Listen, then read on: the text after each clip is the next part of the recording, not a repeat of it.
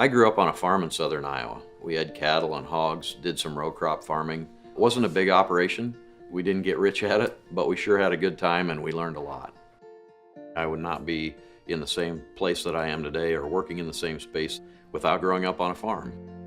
That whole family aspect of farming, the work aspect of farming, the responsibility that you learn is very important to me, and it affects everything I do. I started like all of our employees do, with an entry-level position, working in the elevator, loading trains, dumping truck, driving a fertilizer tender truck, and then over time started to progress through the company.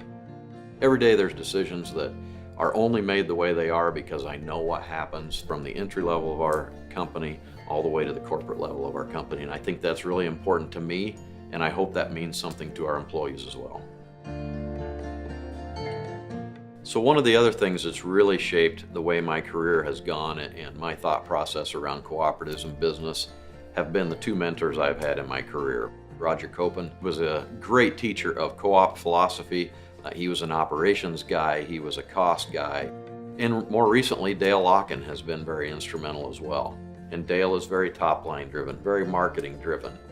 They both are furthering the co-op system, but in two different ways, and it's been very important to me to learn from both.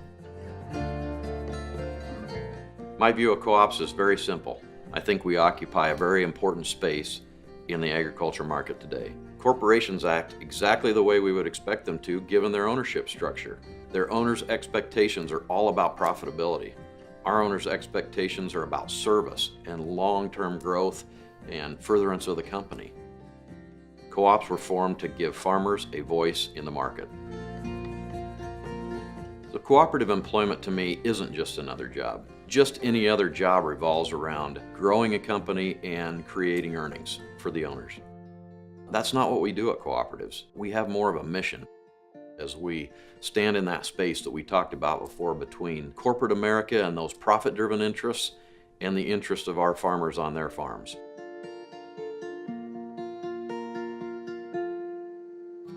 South Dakota Wheat Growers is a great company. I think when you consider its strengths, one of the first things you have to think about is its safety culture today. It's getting people home safe at night.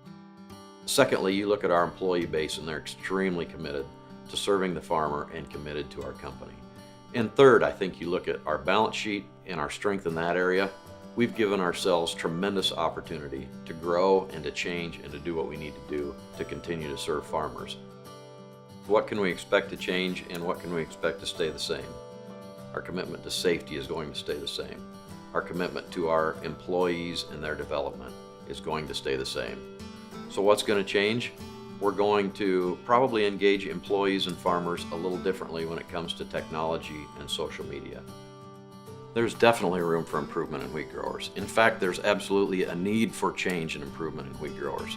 If we haven't changed from what we are doing in the next few years, we'll get less and less relevant over that period of time. If you look back across our history, there's been change the entire time. And if we don't continue that change, we won't be as effective as we need to be. Cooperatives were formed to do a number of things. A lot of those we don't even do anymore. Do we need to be a grain storage company forever? Maybe, maybe not. Do we need to be in agronomy application forever? Maybe, maybe not. But we've got to have the wisdom and foresight to change with the market, to move up and down the supply chain wherever we can create the most value for our farmers. That's our goal as we look into the future. You know, the thing that makes this company great isn't the fact that we're able to spend the money we are to invest. It isn't the fact that we have great assets in the market, even though we do. It isn't the fact that we have a great balance sheet. It's that we have great people to serve and we have great people to serve them with. And I'm very proud to work alongside those folks and with our farmers to bring more success to our farm community. At the end of the day, it is all about family. It's all about family in our company. It's all about family for our members. Our members run their farms to be able to pass them down in future generations.